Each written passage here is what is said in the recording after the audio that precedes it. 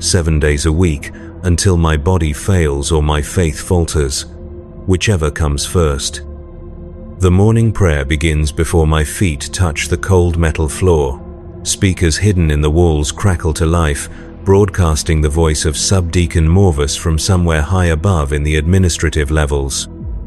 His words wash over us like sacred rain, though I know them by heart after 23 years of service. Blessed are those who toil in darkness, for they bring light to the Emperor's realm. Blessed are those who sacrifice their flesh, for they strengthen his eternal will. Around me, thousands of voices join in unison, the words automatic, born from repetition rather than understanding. I mouth the syllables while my mind focuses on the day ahead. Production quota 77 Alpha requires 3,000 shells completed and blessed by shift's end. Yesterday, we managed 2,847. The difference cost us 3 extra hours of standing prayer and a reduction in our evening ration paste. The water allocation tubes descend from the ceiling with a mechanical wheeze. 2 minutes of tepid recycled water, brown with minerals and chemicals whose names I do not know. I scrub my hands with the provided soap, a grey substance that leaves my skin feeling raw but satisfies the purity requirements. The taste of copper never leaves my mouth. Some say it is from the water. Others whisper it is the taste of fear, permanent and bitter. I dress quickly in the grey coveralls that mark my caste. The fabric is rough against my skin, designed for durability rather than comfort. The Imperial Aquila is embroidered over my heart, its twin heads watching in opposite directions, never blinking, never sleeping. On my collar, the small brass pin that identifies my work detail, level, and clearance rating. Without it, I am not permitted to move beyond the dormitory sections. With it, I am bound to my station as surely as any chain. The breakfast line forms automatically, bodies pressed together in orderly fashion. We learned long ago not to push, not to complain, not to waste time with unnecessary conversation. The food dispensers hum with mechanical efficiency, depositing measured portions of protein paste and vitamin supplements onto our meal trays. The paste is grey and flavourless, but it contains everything necessary to maintain our strength for another day of labour.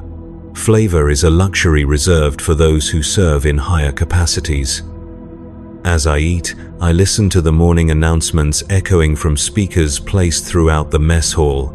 Today's production goals, updates on planetary defensive status.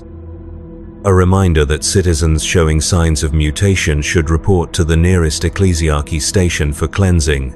The news from other worlds is always the same: victories against the enemies of mankind. New worlds brought into compliance. The eternal struggle continues, and we are blessed to play our part. But there are other sounds beneath the official words, whispers passed between workers who dare to speak, rumors of shipping delays that suggest supply lines under attack. Stories of workers from other shifts who simply disappeared, their bunks empty, their names struck from the roster without explanation. These whispers are dangerous, but they persist like weeds growing in the cracks of devotion. The walk to the manufactorum takes 43 minutes through corridors that never see natural light. The walls are lined with devotional scrolls and purity seals, their wax impressions worn smooth by countless hands seeking blessing.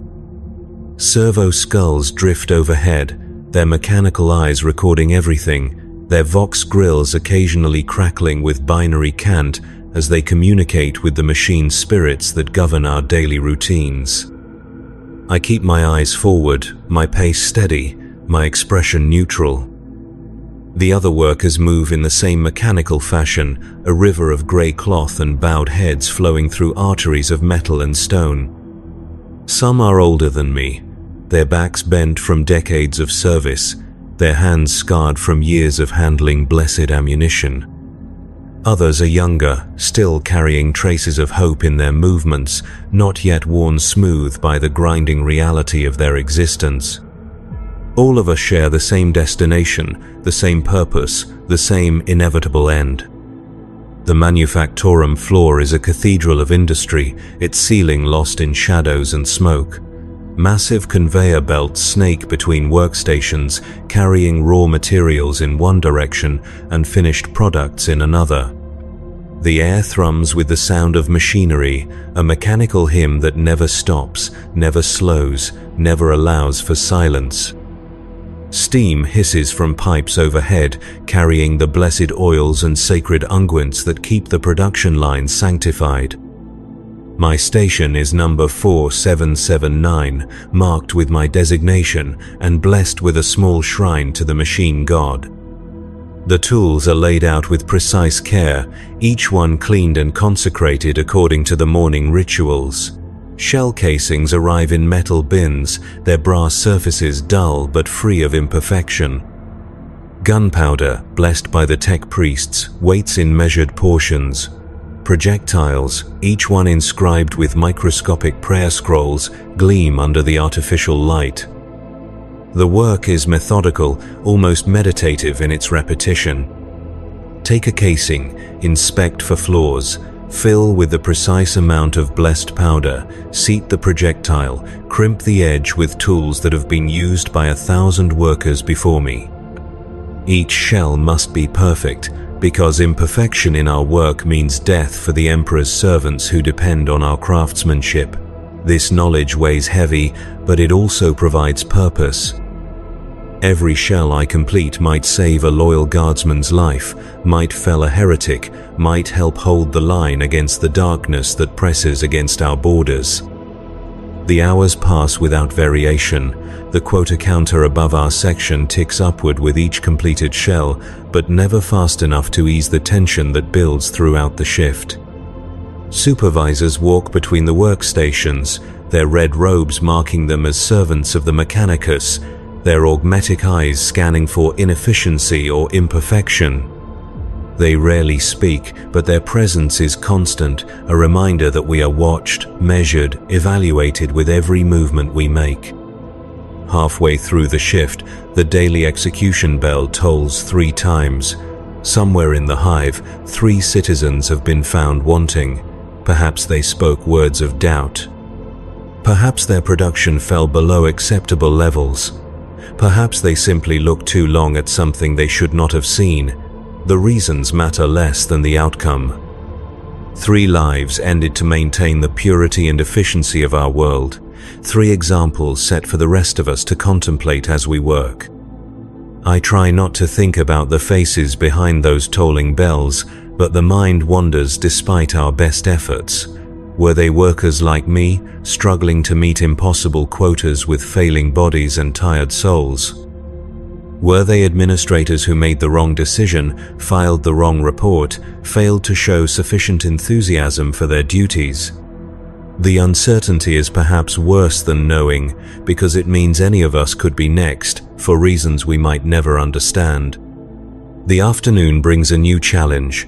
Word spreads through the factory floor that Imperial Navy representatives will be conducting a quality inspection of our production line.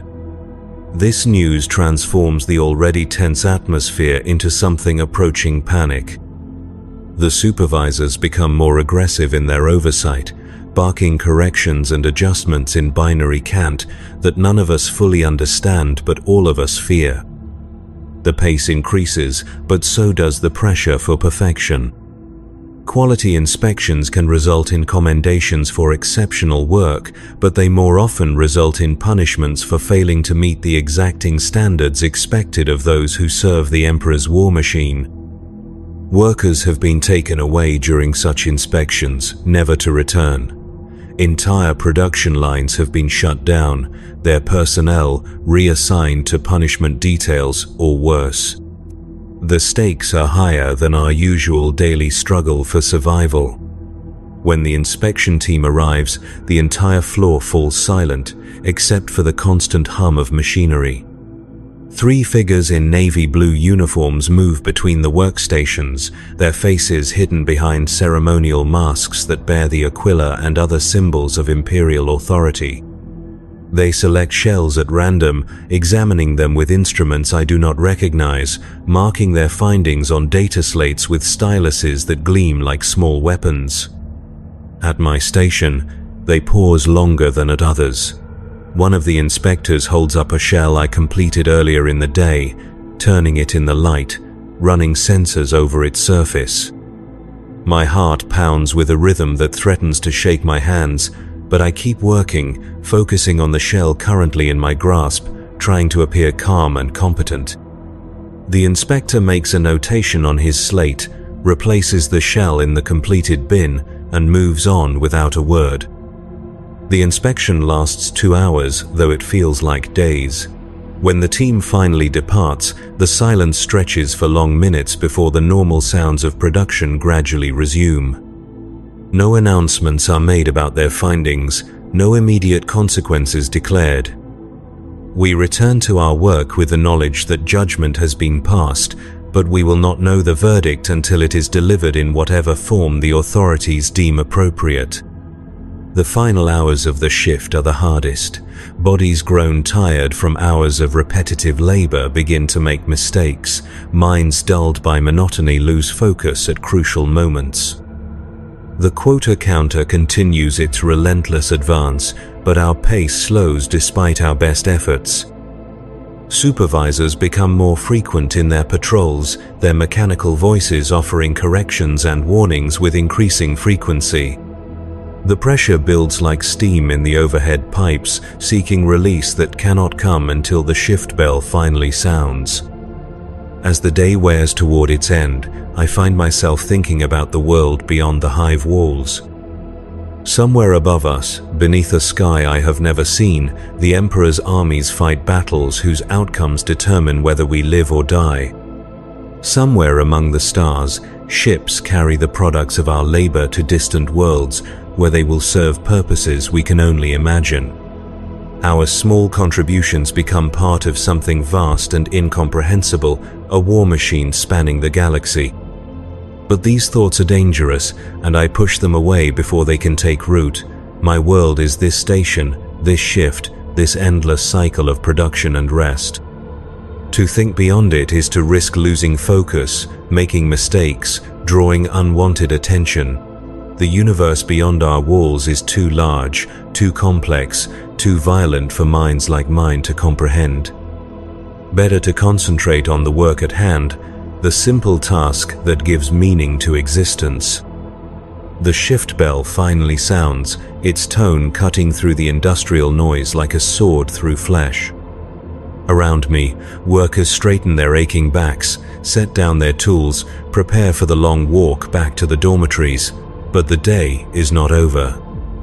Before we can leave, there are prayers to recite, equipment to clean and bless, final inspections to ensure that nothing has been damaged or misplaced during our hours of service. The evening prayer is longer than the morning version, filled with gratitude for another day completed without disaster, requests for strength to face tomorrow's challenges, and acknowledgement of our unworthiness before the Emperor's majesty. The words flow over me like warm water, familiar and comforting, despite their grim implications. We are nothing, the prayers remind us. We exist only to serve, our individual lives matter only as part of the greater whole. After the prayers come the cleansing rituals. We wash our hands and faces with blessed water, scrub away the industrial grime that accumulates during a day of labor, prepare ourselves to enter the sacred spaces where we eat and sleep. The cleansing is both physical and spiritual, a daily renewal of our commitment to purity and service. Some workers linger at the washing stations, savoring these few moments of quiet reflection. Others hurry through the rituals, eager to reach the promise of rest that awaits. The walk back to the dormitories follows the same route as the morning journey, but the corridors feel different in the artificial evening light. Servo skulls are fewer, their watchful presence reduced but never absent. The devotional scrolls seem to absorb the flickering illumination, their sacred words casting shadows that dance and shift with each footstep. The sound of our passage echoes differently, as if the walls themselves are tired after another day of containing our lives. Dinner is a repeat of breakfast, the same grey paste and vitamin supplements dispensed with mechanical precision. But the evening meal carries an additional blessing in the form of water rations that are slightly larger, slightly cleaner. The extra hydration helps wash away the metallic taste that builds throughout the day, though it never completely disappears. Conversation during dinner is slightly more relaxed than at other times, though still conducted in whispers and careful phrases that avoid dangerous topics. Tonight there are rumors of a celebration being planned for those who exceeded their quotas during the quality inspection, extra rations perhaps, or an additional rest period. These rewards are rare but not unknown, small acknowledgements that even the most insignificant servants of the Emperor can achieve moments of distinction. I allow myself a brief hope that my work might be judged worthy, though I know that hope can be as dangerous as doubt if carried too far.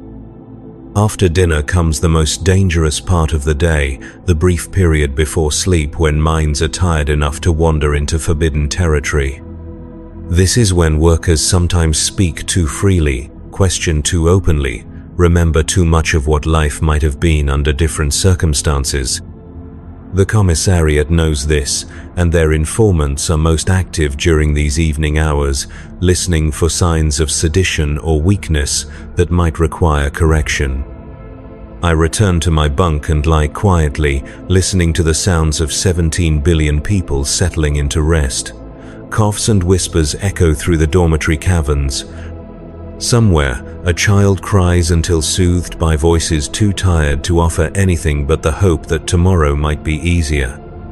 The ventilation systems wheeze and groan, circulating air that tastes of metal and human exhaustion.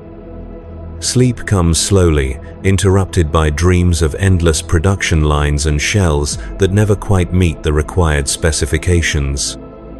But sleep does come eventually, carrying with it the mercy of unconsciousness. For a few hours, the weight of existence lifts, the pressure of quotas and inspections fades, the constant awareness of being watched and measured dissolves into blessed darkness. These hours of rest are perhaps the only true freedom we possess, the only time when our minds can drift beyond the boundaries of our designated existence. Morning arrives too soon, announced by the same prayer bells, the same bronze voices carrying the same sacred words.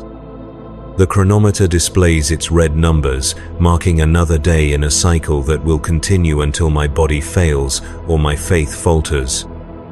Around me, thousands of workers begin the same rituals of waking, washing, eating, preparing for another shift in service to the Emperor's grand design. I am Thaddeus Vaughan, and I am nothing, but in my nothingness I serve a purpose greater than individual existence.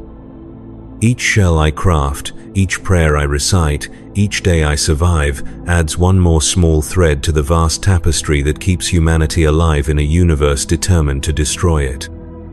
The weight of this responsibility crushes and elevates simultaneously, a burden that gives meaning to meaninglessness.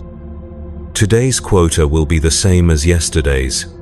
The quality inspectors may return, or different ones may take their place. The execution bells will toll for citizens whose names I will never know, whose crimes may be as simple as thinking thoughts that should remain unthought. And I will continue working, because work is prayer, and prayer is survival, and survival is the only victory available to those who exist in the spaces between the great battles that define our species' fate. The second day begins like the first, but small differences accumulate like dust in corners no one thinks to clean. The morning water ration is slightly warmer, suggesting maintenance work on the recycling system somewhere in the hive's depths.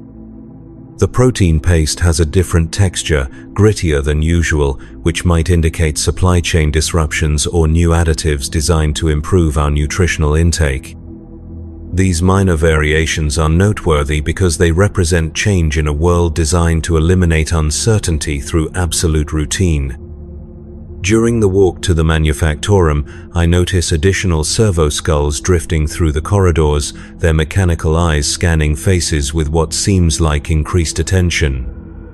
The morning prayers echo with slightly different emphasis, certain phrases repeated more frequently than others. These could be coincidences, random fluctuations in the vast machinery of hive management. Or they could be signs of something larger stirring, changes initiated from levels of authority so far above us that their reasons remain incomprehensible. At my workstation, the blessing rituals feel more urgent today.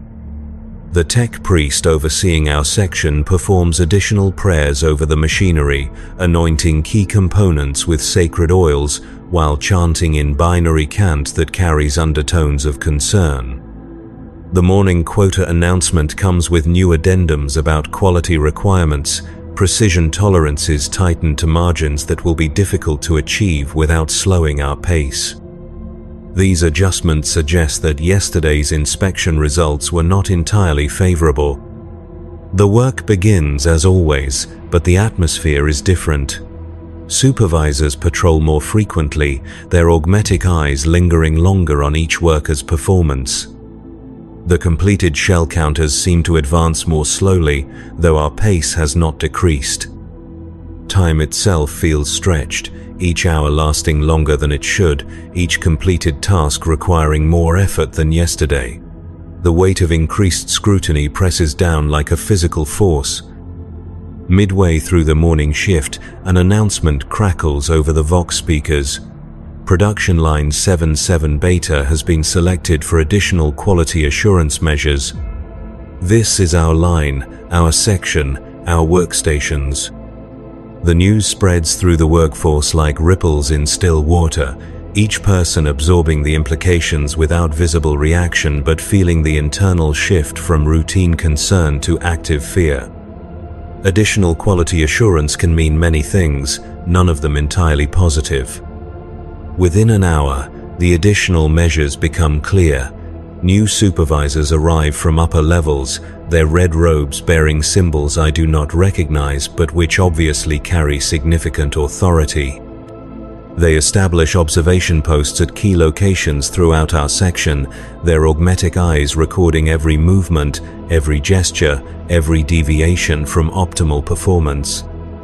Data slates appear in their mechanical hands, styluses poised to record judgments that will determine our continued usefulness to the Emperor's grand design. The pressure intensifies throughout the day. Every shell must be perfect, every movement efficient, every moment productive. There is no room for the small errors that normally pass unnoticed, no tolerance for the minor variations that are part of human imperfection. We work with the precision of machines while maintaining the prayer-focused mindset expected of faithful servants. The contradiction creates tension that builds in muscles and minds alike. During the midday break, news arrives that sends fresh waves of anxiety through the workforce. 3 workers from the night shift have been selected for transfer to alternative service assignments. Their stations stand empty, their tools redistributed among remaining personnel. No explanation is offered for their removal, but the timing suggests connection to yesterday's inspection results. The message is clear without being stated directly. The afternoon brings fresh challenges as production quotas are adjusted upward to compensate for the reduced workforce. We must maintain the same output with fewer hands, achieve the same quality standards with increased time pressure. The mathematics of this equation are simple but brutal. Someone will fail to meet the requirements. Someone will draw negative attention. Someone will join the ranks of those who disappear without explanation. I focus on my work with desperate intensity, allowing muscle memory to guide my hands while my mind recites every prayer I have ever learned. Each shell becomes a meditation on duty and survival, a small offering to the Emperor who watches over us from his golden throne. The repetitive motions take on ritual significance, each crimped edge a plea for another day of unnoticed service, each completed round a prayer for continued existence. As evening approaches, the quality assessments begin. Supervisors collect samples from each workstation, examining them with instruments that measure tolerances beyond human perception. Their mechanical voices announce findings in binary cant, judgments rendered in mathematical precision that reduces human effort to statistical data, pass or fail, acceptable or deficient, useful or expendable. The categories are absolute, admitting no middle ground. When they reach my station, time seems to slow. The supervisor's augmetic eyes scan my completed work while sensors detect imperfections invisible to natural vision. Data flows across his slate in streams of numbers and symbols that might as well be prophecies of doom. I continue working while he evaluates, trying to project calm competence while internal voices whisper fears too dangerous to acknowledge consciously. The supervisor makes notes, replaces my samples, moves to the next station without comment. His silence could mean acceptance or damnation, approval or condemnation. In a system where communication flows only downward through hierarchies of authority, the absence of information becomes a form of psychological torture. We are left to interpret silence, to read meaning into mechanical expressions, to find hope or despair in the smallest gestures. The shift ends without ceremony, the daily bell cutting through industrial noise with its promise of temporary rest. But rest feels impossible under the weight of accumulated tension. The additional supervisors remain at their posts, their presence a constant reminder that our performance is being measured against standards we cannot fully comprehend. Tomorrow will bring either vindication or consequences, reward or punishment, continued service or alternative assignments whose nature we dare not contemplate. The evening rituals proceed with unusual solemnity. Prayers are recited with extra fervor, washing ceremonies performed with additional care, meals consumed in silence broken only by the sound of thousands of people trying to find comfort in routine. The familiar patterns provide some relief, but underneath runs a current of anxiety that no amount of devotion can entirely suppress. In the dormitory, conversations are conducted in whispers so soft they barely qualify as communication. Workers share theories and observations, trying to decode the day's events, to understand what might come next. Some speak of friends who disappeared during previous quality assurance periods, their fates unknown but presumably final. Others offer reassurances based on hope rather than evidence, clinging to the possibility that faithful service will be rewarded with continued existence. I lie in my bunk listening to these whispered exchanges, trying to find some pattern that might predict tomorrow's outcome. But the system we serve operates according to logics beyond our understanding, priorities that extend beyond individual lives or even entire worlds. Our significance exists only in aggregate, as part of statistical calculations that balance production output against resource consumption, quality maintenance against expendable personnel. Sleep comes with difficulty, interrupted by dreams of mechanical eyes and measuring instruments, of shells that fail inspection despite perfect craftsmanship, of empty workstations waiting for new occupants. The boundary between conscious fear and unconscious anxiety dissolves, leaving only a persistent awareness that survival depends on factors beyond our control. We exist at the mercy of judgments rendered by minds both human and mechanical, evaluated according to criteria that change without warning or explanation. The third day begins with news that transforms anxiety into something approaching terror. Quality assurance measures are being extended indefinitely. Additional supervisors will remain in place, monitoring performance with continued intensity. Production quotas will be maintained at current levels despite workforce reductions. The message is delivered through official announcements that make these changes sound routine, but everyone understands the implications. We are being tested not just for competence but for endurance, not just for skill but for absolute dedication. Some of us will pass this test and continue serving.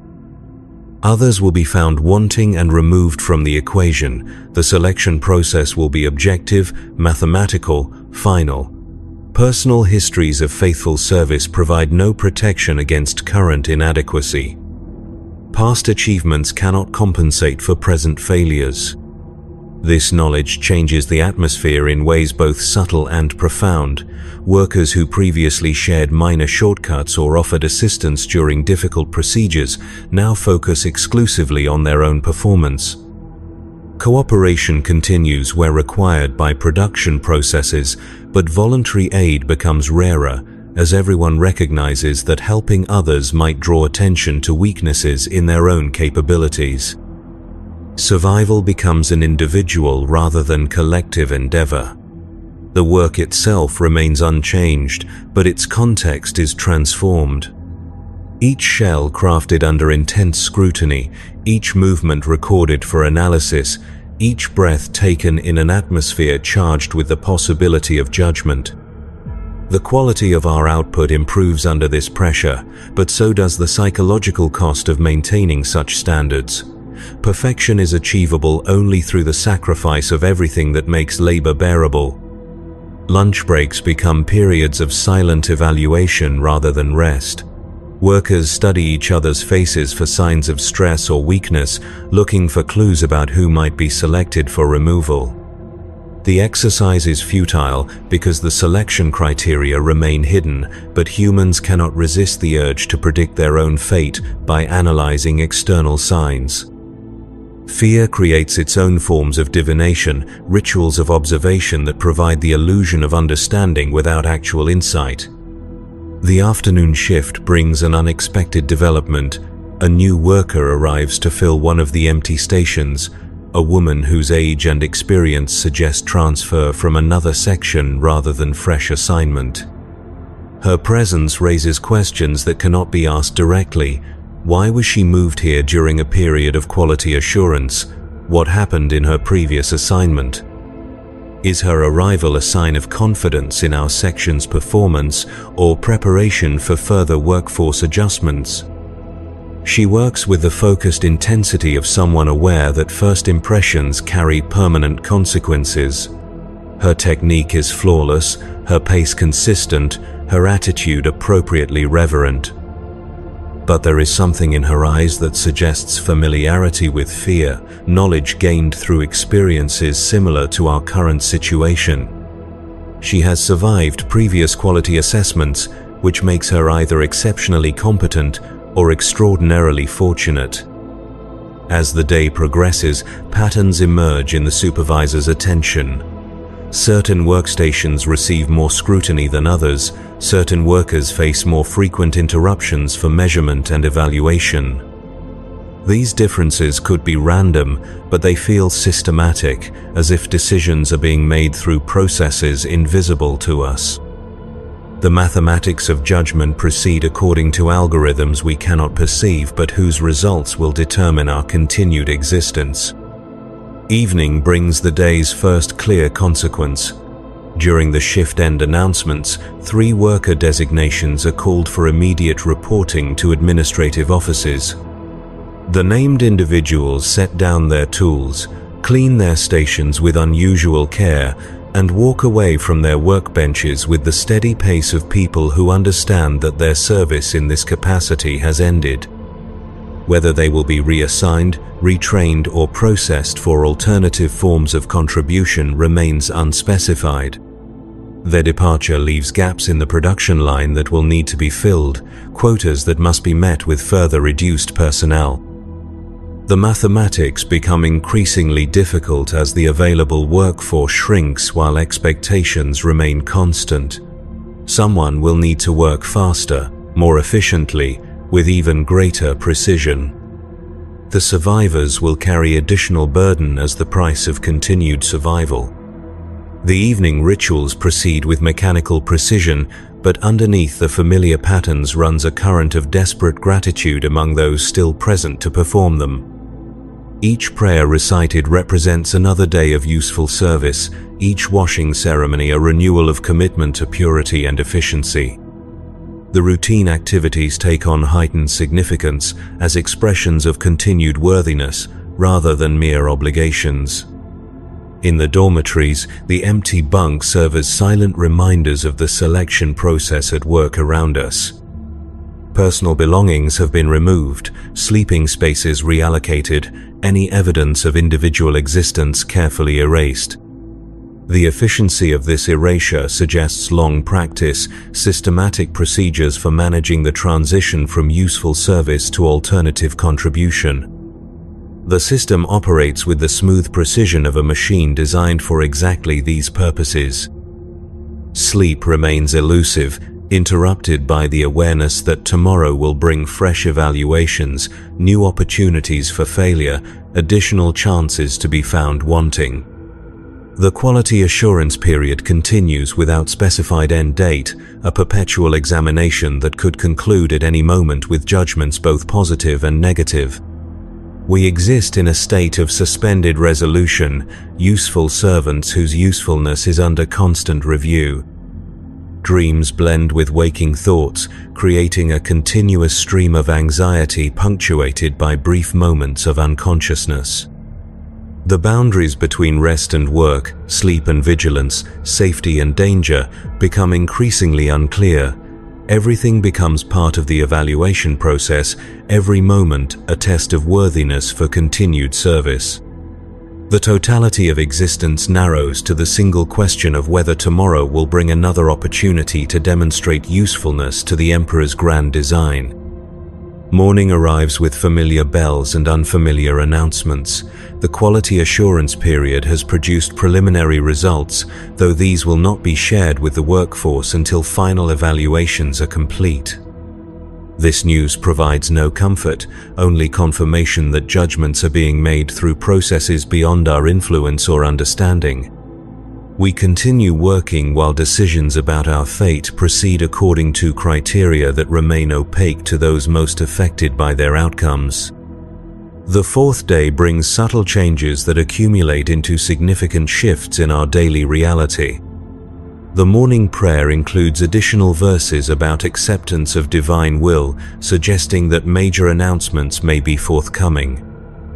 Water rations are adjusted slightly upward, which could indicate either reward for improved performance or preparation for workforce changes that will affect consumption calculations.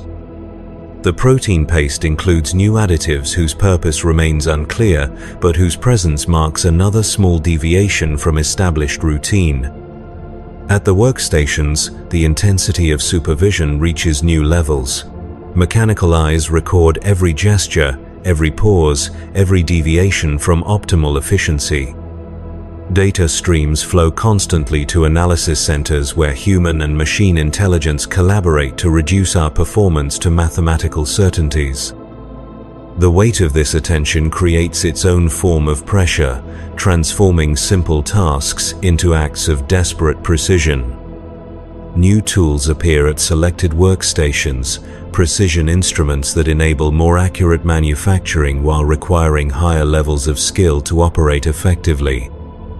These could be rewards for superior performance or challenges designed to identify those incapable of adapting to increased demands. The ambiguity is intentional, forcing us to treat every change as both opportunity and threat, every improvement as potential trap. During the midday break, word spreads about developments in other sections of the manufactorum. Production Line 77 Alpha has completed their quality assurance period with positive results, earning commendations and minor increases in rations. Line 77 Gamma has been restructured entirely, their workforce reassigned to alternative duties, while new personnel undergo training for replacement positions. These examples provide models for what might await us, though neither outcome can be predicted or influenced through any action available to us. The afternoon shift introduces a new element of uncertainty. Representatives from the Departamento Munitorum arrive to conduct their own evaluation of our output, examining shells not just for technical quality, but for adherence to specifications that encompass everything from weight distribution to prayer scroll placement. Their standards operate independently of the tech priest requirements, creating overlapping but potentially contradictory criteria for acceptable performance. This development transforms an already complex situation into something approaching impossible. We must satisfy multiple evaluation systems simultaneously, each with its own priorities and tolerances, each capable of rendering judgment that supersedes favorable results from other assessments. The mathematical precision required becomes superhuman, demanding perfection across multiple dimensions of performance, while maintaining the spiritual dedication expected of faithful servants. As evening approaches, the first clear indication of our fate begins to emerge. Supervisors conduct final measurements with equipment more sophisticated than anything previously deployed, instruments that detect molecular-level variations in our craftsmanship. These readings are transmitted directly to data analysis centers, where final calculations proceed according to algorithms that weigh technical competence against resource efficiency, individual performance against collective output. The shift ends without announcement of results, but the silence itself carries meaning. Decisions have been made, judgments rendered, fates determined. Tomorrow will bring either vindication or consequence, reward or punishment, continued service or alternative contribution. The night passes slowly for those aware that it might be their last in current circumstances, the final hours of existence as designated servants in this particular capacity. Dreams and waking thoughts blend into continuous streams of anticipation and dread. Some workers pray with increased fervor, seeking divine intervention in processes already concluded. Others focus on practical preparations, organizing personal belongings that might need to be transferred quickly, memorizing prayers that could provide comfort during transitions to unknown circumstances. The dormitory fills with the sounds of people preparing for changes they cannot predict or control. Sleep comes in fragments between moments of acute awareness that judgment is imminent. The familiar sounds of 17 billion people settling into rest become a symphony of shared anxiety, millions of individual fears combining into collective acknowledgement that survival depends on forces beyond human influence. We exist at the mercy of systems designed to optimize efficiency through precise calculation of human worth measured against available alternatives. Dawn brings the announcement we have anticipated with equal measures of hope and terror. The quality assurance period has concluded. Results will be announced following morning prayers and breakfast distribution. Personnel affected by workforce adjustments should prepare for immediate implementation of new assignments. The language is bureaucratic, sanitized, designed to present radical changes as routine administrative procedures. The morning rituals proceed with unusual solemnity as everyone recognizes their potential finality in current form. Prayers are recited with desperate intensity, washing ceremonies performed with extra care, meals consumed with the awareness that they might be the last shared in present company. The familiar patterns take on heightened significance as expressions of gratitude for opportunities that may not be renewed. After breakfast, we assemble in the main factory floor for announcements that will restructure our existence according to mathematical principles beyond our comprehension. Supervisors arrange themselves at elevated positions while administrative personnel prepare data slates containing judgments rendered through processes that reduced our lives to statistical calculations. The moment of resolution approaches with the inevitability of mechanical precision. The announcements begin with commendations for those whose performance exceeded all requirements. Names are called, worker designations announced, minor rewards distributed to acknowledge superior contribution to the Emperor's grand design. These individuals will continue in current assignments with enhanced status and slightly improved conditions. Their success provides evidence that excellence is possible, achievable through absolute dedication to prescribed duties. Next come the neutral assessments, the majority verdict for those whose performance met requirements without distinction. These workers will continue current assignments without change, their service deemed adequate for continuation under existing parameters. The news brings relief rather than celebration, survival rather than triumph. Continued existence represents victory in a system designed to eliminate redundancy through continuous evaluation. Finally, the redistributions are announced. Worker designations called for alternative service assignments, their skills deemed better suited for different contributions to Imperial efficiency. The language remains neutral, administrative, carefully designed to present termination as opportunity for enhanced service in capacities better matched to individual capabilities. Those selected respond with the disciplined acceptance expected of faithful servants, gathering their belongings while maintaining appropriate gratitude for continued usefulness to the Emperor's will. I listen to these announcements with the focused attention of someone whose fate hangs in balance between categories, whose boundaries remain unclear until the moment of proclamation. My worker designation approaches alphabetically, the inevitable resolution drawing closer with each name announced. The mathematics of judgment proceed according to criteria I cannot influence, but whose results will determine whether tomorrow brings familiar routine or unknown alternative. When my designation is finally called, it comes in the second category: adequate performance, continued assignment, survival without distinction. The relief is overwhelming, a flood of gratitude for the opportunity to continue serving in familiar capacity.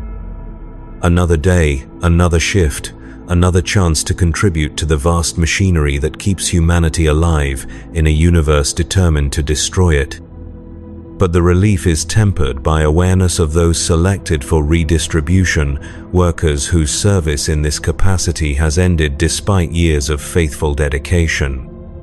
Their departure leaves spaces that will be filled by new personnel, the cycle of evaluation and replacement continuing with mechanical precision.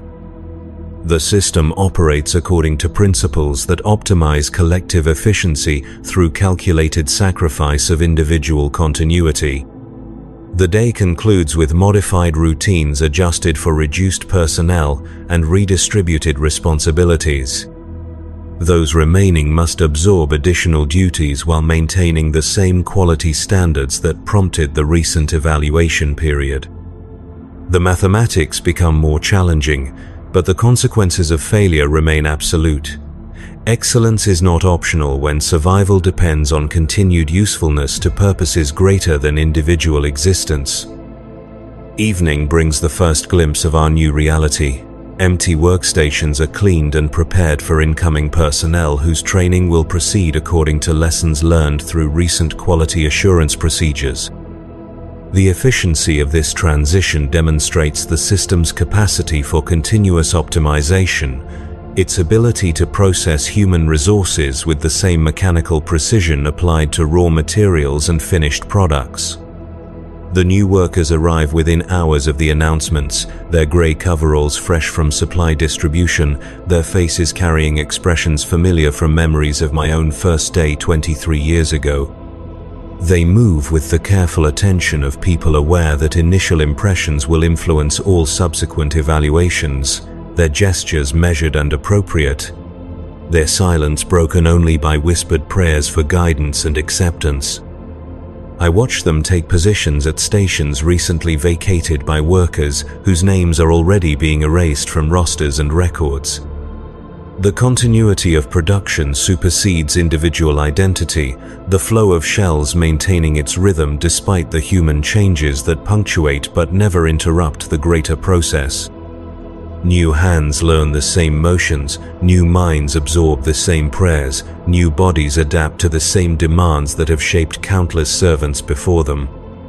Training proceeds with accelerated intensity, the compressed instruction period forcing rapid adaptation to procedures that took me months to master. The new workers struggle with techniques that have become automatic through repetition, their movements awkward and uncertain where mine flow with practiced efficiency.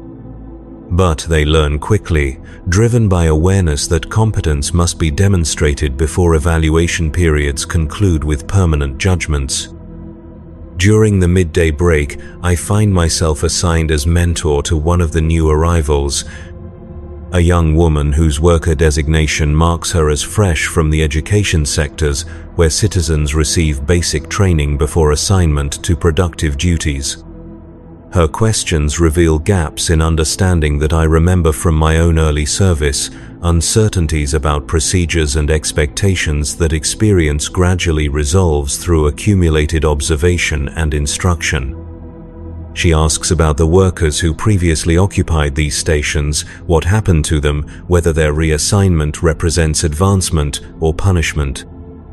I provide answers that acknowledge the transitions without speculating about their nature, explanations that satisfy curiosity while avoiding dangerous territory. The fate of redistributed personnel is not discussed in detail, their alternative service assignments described only in terms that emphasize continued contribution to Imperial purposes. But her questions awaken thoughts I have learned to suppress, memories of other workers who disappeared during previous evaluation periods, faces that became absent without explanation or acknowledgement. The young woman's concern about her predecessors mirrors worries I once harbored, fears that experience has taught me to contain rather than resolve. Some knowledge is too dangerous to pursue, some understanding too costly to achieve. The afternoon shift proceeds with the awkward rhythm of mixed experience levels, seasoned workers adjusting their pace to accommodate newcomers while maintaining production quotas that admit no reduction for training periods. The efficiency calculations remain constant despite personnel changes, demanding that collective output continue at established levels regardless of individual capability variations. The mathematics of this requirement force additional effort from those capable of superior performance. As evening approaches, the new workers display signs of exhaustion that I remember from my own early days. The physical demands of continuous precision work combined with psychological pressure of constant evaluation create fatigue that goes beyond mere tiredness. Their movements slow despite conscious efforts to maintain pace, their attention wavers despite awareness that concentration is essential for survival in current assignments. During the shift-end prayers, their voices join the collective recitation with enthusiasm born from genuine gratitude for opportunities to serve. The words carry different meaning for those who have not yet learned to recite them automatically, whose faith remains conscious rather than habitual. Their devotion reminds me of emotions I once felt, but have learned to moderate through years of accumulated experience with the reality behind the sacred language. The evening meal provides opportunity for informal instruction in survival techniques that are never officially discussed but are essential for long-term continuation in current assignments.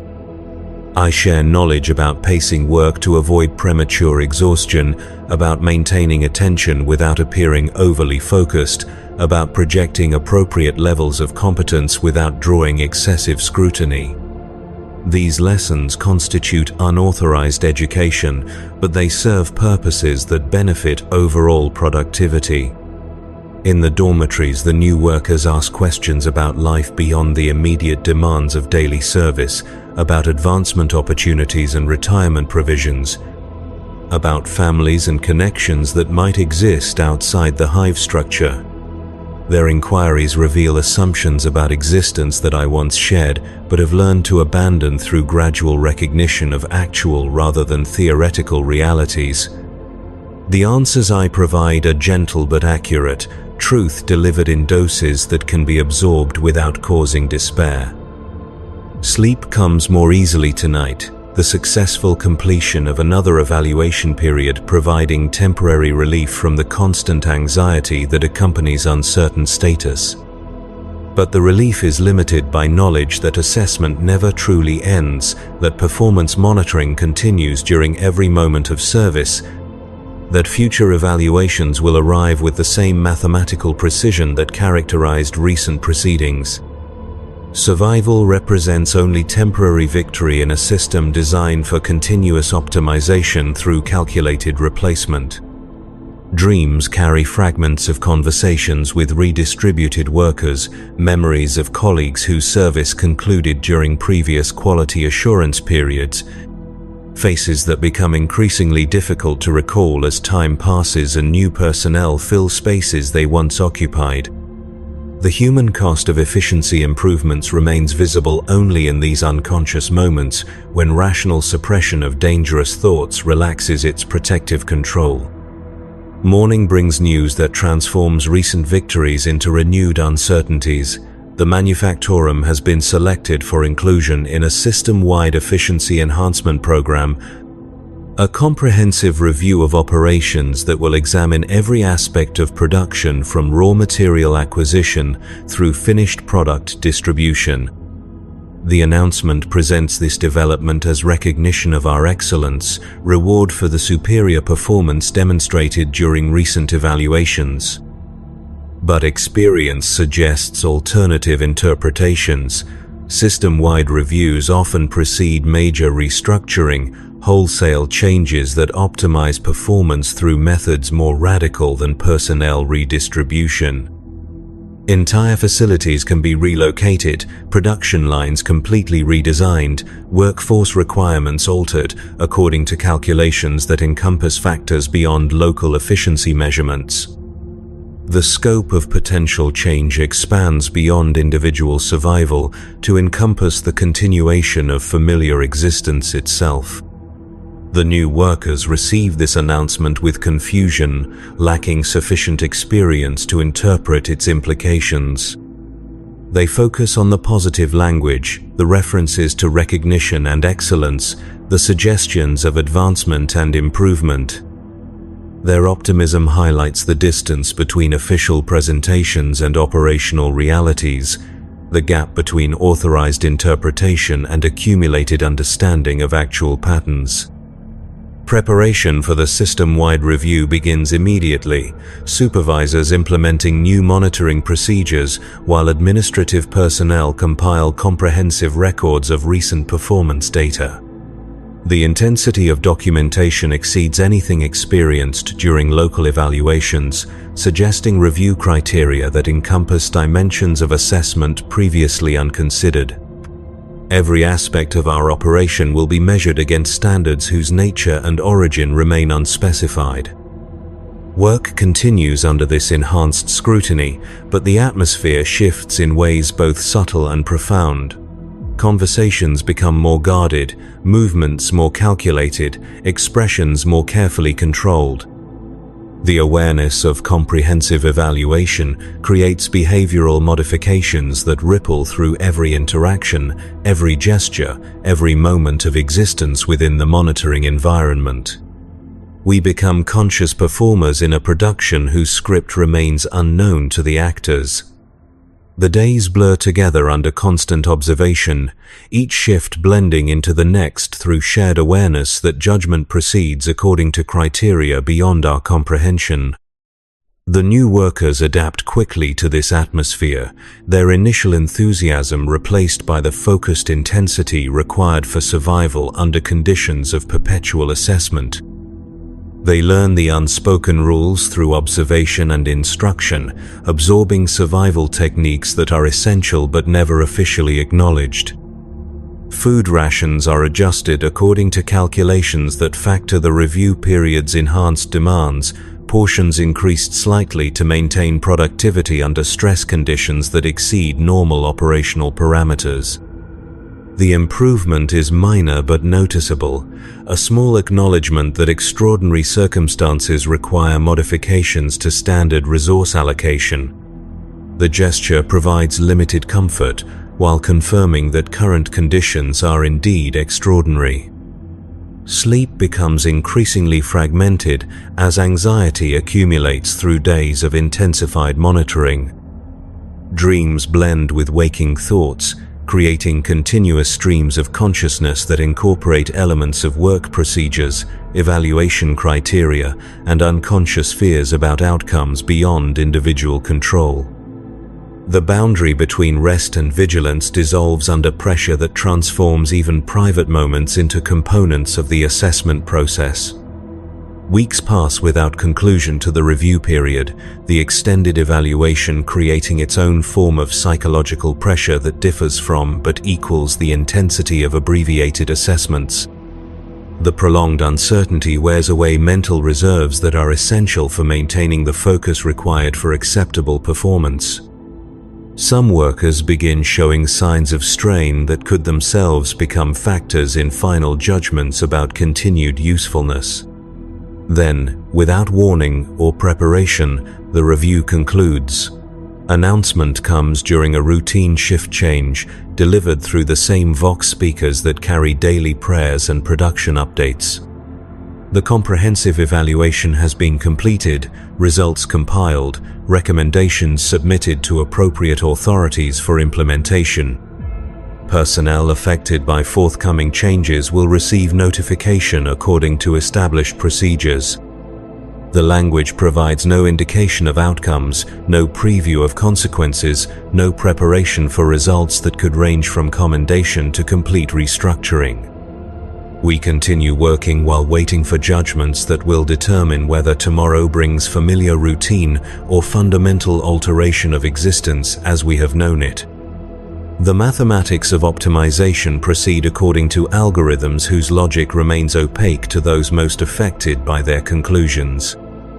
Evening brings the first concrete indication of our fate. Supervisors begin removing equipment from selected workstations, dismantling tools and redistributing components according to authorization codes that suggest major operational changes. The activity proceeds with mechanical efficiency, but its pattern reveals no clear logic that might predict which positions will be eliminated, which retained, which modified according to new requirements. I watch this process while maintaining focus on current duties, trying to interpret signs that might indicate my own status within whatever restructuring is being implemented.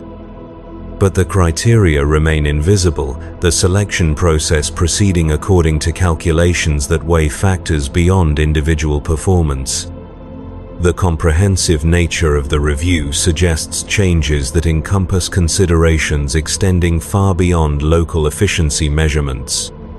The shift ends without announcements, but the evening prayers include new verses about accepting divine will and finding purpose in changed circumstances. The additions suggest that major transitions are imminent, alterations that will require spiritual as well as practical adaptation. We recite these new words while contemplating possibilities that range from minor adjustments to complete transformation of our existence within the Imperial structure. Night brings restless sleep interrupted by sounds of continued activity in areas normally quiet during rest periods. Mechanical voices echo through ventilation systems, speaking in binary cant that carries undertones of urgency and purpose. The nocturnal operations suggest preparations for changes too extensive to complete during normal shift hours, modifications that require time and resources beyond standard maintenance procedures. Dawn arrives with news that confirms our fears while providing no clarity about their resolution. The manufactorum will undergo complete operational restructuring according to new efficiency specifications developed through the recent comprehensive review. Current personnel will be evaluated for compatibility with modified procedures, those deemed suitable receiving additional training while others are processed for alternative service assignments more appropriate to their capabilities. The announcement presents these changes as opportunities for advancement and improved service to the Emperor's grand design. But the language cannot disguise the fundamental nature of what approaches: the dissolution of familiar patterns and their replacement with systems optimized according to criteria that may bear little resemblance to current operations. Our existence as we have known it approaches its end, though what will replace it remains unspecified. Preparation for restructuring begins immediately, current procedures continuing while new equipment arrives and training materials are distributed to personnel selected for retention under modified operational parameters. The selection criteria remain unstated, but patterns emerge suggesting preferences for specific combinations of technical competence, physical endurance, and psychological adaptability that may not correspond to current performance rankings. I find myself included among those selected for additional training, though the reasons for this choice remain unclear. The new procedures bear little resemblance to current practices, requiring different skills and different approaches to tasks that share only superficial similarity with familiar duties. The learning curve is steep, demanding rapid adaptation to concepts and techniques that challenge accumulated experience and established habits. The training period proceeds with compressed intensity, knowledge transfer accelerated to meet implementation schedules that admit no delay for gradual adjustment. Those who adapt quickly demonstrate continued utility, while others struggle with requirements that exceed their capacity for rapid change. The process serves dual functions as education and final evaluation, teaching new skills while identifying those incapable of transition to modified operational parameters. As restructuring proceeds, the physical environment undergoes transformation that mirrors personnel changes. Familiar equipment disappears, replaced by machinery that operates according to different principles while serving similar ultimate purposes. The layout of workstations changes, the flow of materials is redirected, the rhythm of production shifts to accommodate new procedures that optimize efficiency through methods previously unconsidered. The new workers who arrived during the recent evaluation period adapt more easily to these changes, their brief experience with current procedures providing less resistance to modification than my decades of accumulated habit. They embrace new training with enthusiasm that I struggle to match, their flexibility highlighting the psychological costs of extended service under previous operational parameters. Change becomes more difficult as familiarity deepens, adaptation requiring greater effort when established patterns must be abandoned. But adaptation proceeds despite psychological resistance, survival demanding acceptance of whatever modifications serve the greater efficiency of Imperial production. I learn new techniques while maintaining awareness that further changes may follow, that optimization is an ongoing process rather than a destination to be reached and maintained. The system evolves continuously, human components expected to evolve accordingly, or face replacement by alternatives better suited to emerging requirements. Weeks pass as restructuring nears completion, the new operational parameters taking shape through accumulated modifications and adjustments. The final configuration bears little resemblance to previous arrangements, efficiency improvements achieved through methods that required comprehensive reimagining of fundamental procedures. Production capacity increases while resource requirements decrease, mathematical optimization realized through human adaptation to machine logic. On the day restructuring is declared complete, we assemble for ceremonies marking the transition from old procedures to new operational parameters. Prayers are offered for successful adaptation and continued service under modified conditions. Supervisors deliver addresses acknowledging our flexibility and dedication during the transition period. The language emphasizes continuity rather than change, presenting radical transformation as natural evolution of existing commitment to Imperial service. But beneath the ceremonial recognition lies awareness of what has been lost through optimization. Familiar routines that provided psychological comfort, personal relationships that developed through shared experience, individual identities that found expression within previous operational constraints. The human costs of efficiency remain unacknowledged in official assessments, mathematical calculations that weigh productivity gains against resource expenditures without accounting for intangible losses that resist quantification. As night falls on our first day under new operational parameters, I lie in my bunk contemplating changes that have altered not just procedures, but the fundamental nature of existence within this facility. The sounds are different, the rhythms changed, the atmosphere transformed through modifications that extend beyond mere technical adjustments. We continue serving the same ultimate purposes, but we serve them as different people in a different world. Our identities reshaped through adaptive requirements that optimize human resources according to mechanical principles. The prayer bells still toll at appointed hours, their bronze voices carrying the same sacred words through air that tastes subtly different, processed by ventilation systems modified to accommodate new operational requirements.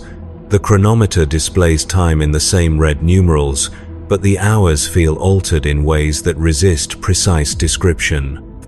We measure the same duration through different experiences, time itself seemingly transformed by the context in which it passes. Sleep comes with difficulty, consciousness reluctant to surrender awareness of changes that continue processing through unconscious adaptation periods. Dreams incorporate elements of both old and new procedures, memories blending with recent training to create mental landscapes that reflect transition periods when familiar certainties dissolve without clear replacement. The mind struggles to integrate experiences that challenge established patterns of understanding and expectation. Morning brings the first full operational day under new parameters, reality testing theoretical training through practical application. The procedures feel foreign despite weeks of preparation, muscle memory conflicting with conscious instruction, established habits requiring continuous correction. But adaptation proceeds through repetition and necessity, competence emerging gradually as theory transforms into practiced routine. The other workers display similar adjustment challenges, their movements uncertain and deliberate where previous operations flowed with automatic precision. But we adapt together, shared uncertainty creating bonds that replace relationships lost through restructuring. New forms of cooperation emerge as we navigate unfamiliar procedures while maintaining production standards that admit no reduction for transition difficulties. Days accumulate into weeks as new operational parameters become increasingly familiar, though never entirely comfortable. The modified procedures prove effective in achieving their designed objectives, production efficiency improving while resource consumption decreases according to optimization calculations. Our adaptation serves the greater purpose while transforming us into different versions of ourselves, identities reshaped through service to requirements that supersede individual preferences. But questions remain unresolved beneath the surface of successful adaptation. What happened to workers deemed unsuitable for retention under new parameters? Where were they reassigned, and do their alternative service assignments provide continuation of meaningful existence? The answers to these questions are not provided through official channels, leaving space for speculation that ranges from optimistic to terrifying depending on individual psychological tendencies and accumulated experience with Imperial administrative procedures. The young woman I mentored during the previous transition approaches me during a rest period, her questions now focusing on long-term prospects rather than immediate survival. She asks about advancement opportunities, about retirement provisions, about the possibility of family connections that might exist outside the hive structure. Her inquiries reveal assumptions about existence that I recognize from my own early service, hopes that experience will gradually modify through accumulated understanding of actual rather than theoretical realities. I provide answers that acknowledge possibilities while tempering expectations with practical awareness of system limitations. Advancement exists but follows criteria that may not correspond to individual aspirations. Retirement provisions are available but may take forms different from anticipated outcomes. Family connections remain possible but must be balanced against service obligations that take precedence over personal relationships. These conversations carry undertones of responsibility that extend beyond mere information transfer. The guidance I provide influences expectations and decisions that will shape another person's adaptation to Imperial service requirements. The weight of this influence creates awareness of my own transformation from someone who received such guidance to someone who provides it, the cycle of experience continuing through generational transfer of accumulated knowledge. As months pass under new operational parameters, the modified procedures become sufficiently familiar to allow consciousness to drift during routine operations. The mind, no longer entirely occupied with technical requirements, begins processing broader implications of our situation. We exist within systems designed for optimization through continuous modification, human resources adjusted according to changing requirements that serve purposes extending beyond individual understanding. The prayer bells continue tolling at appointed hours, their bronze voices carrying words that provide continuity despite operational changes. But the prayers themselves seem different when recited under new circumstances, familiar syllables carrying altered meaning through contexts that have shifted in fundamental ways. The sacred language adapts to changed reality while maintaining surface consistency that masks deeper transformation. Production quotas are met with increasing regularity as adaptation reaches completion, efficiency targets achieved through human flexibility that accommodates machine requirements. Our success demonstrates the system's capacity for optimization through calculated modification of operational parameters. But success comes with awareness that further changes may follow, that optimization is an ongoing process rather than a destination to be reached and maintained indefinitely. In quiet moments between shifts, when consciousness is free to contemplate existence beyond immediate technical requirements, I find myself wondering about the larger purposes served by our continuous adaptation. The shells we manufacture contribute to conflicts whose nature and location remain unknown to us. The efficiency improvements we achieve through modified procedures serve strategic objectives that extend beyond planetary boundaries to encompass star systems and sectors whose names we will never learn. Our significance exists only in aggregate, individual contributions meaningful only as components of collective output that serves the Emperor's grand design. This knowledge provides purpose while emphasizing our fundamental insignificance, the contradiction that defines existence for countless billions who serve functions they cannot fully comprehend. We are essential and expendable simultaneously, valuable and replaceable according to calculations that weigh current utility against future requirements. The new workers continue asking questions about prospects and possibilities, their optimism gradually modified by accumulated experience, but never entirely eliminated. Hope persists despite evidence that individual aspirations must be subordinated to collective needs, that personal advancement serves system requirements rather than individual fulfillment. The cycle continues as fresh personnel arrive to replace those processed for alternative service assignments, each generation learning the same lessons through direct experience rather than instruction.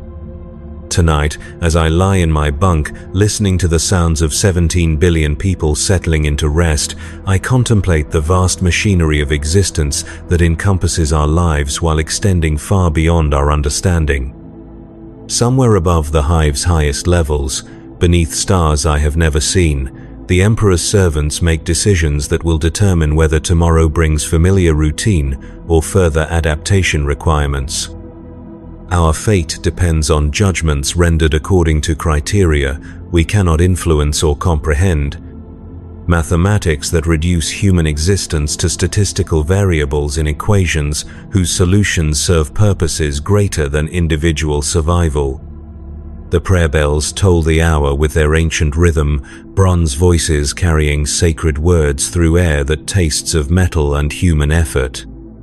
Around me, thousands of workers dream of shells and quotas and evaluation periods, their unconscious minds processing daily experiences through patterns established by decades of service to purposes larger than themselves. We exist in the spaces between great battles, our significance measured not by individual achievement, but by collective contribution to the war machine that keeps humanity alive in a universe determined to destroy it.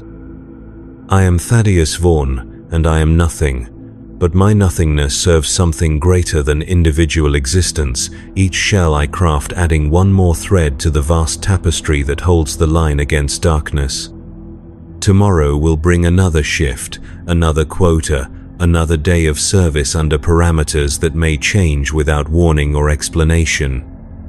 And I will continue working because work is prayer, and prayer is survival, and survival is the only victory available to those who exist between the battles that define our species' fate. The chronometer displays its red numerals, marking time that flows according to rhythms established by authorities whose names I will never know, whose faces I will never see, whose decisions will determine whether I wake tomorrow to familiar routine or to changes that will reshape existence in ways I cannot predict or prepare for. The uncertainty is absolute, but so is the certainty that service continues regardless of individual preference or understanding. In the darkness between one breath and the next, between consciousness and dreams, between this moment and whatever comes after, I exist as part of something too vast to comprehend, but too essential to abandon.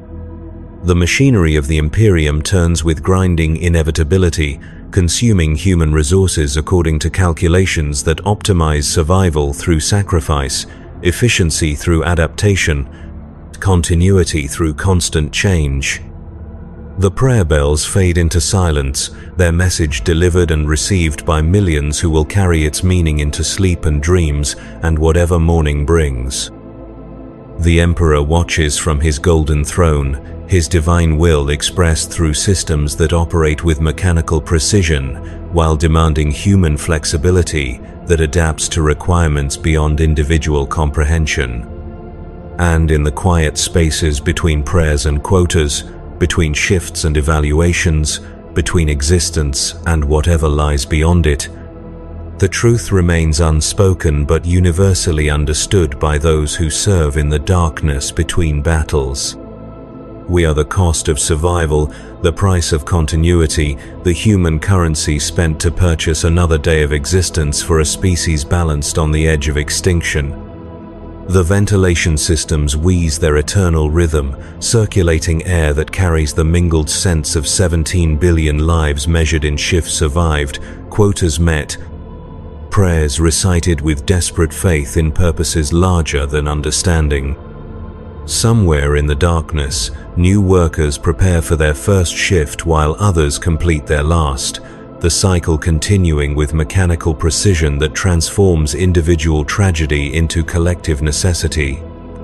Tomorrow the bells will ring again, and we will rise to serve another day in whatever capacity our usefulness demands.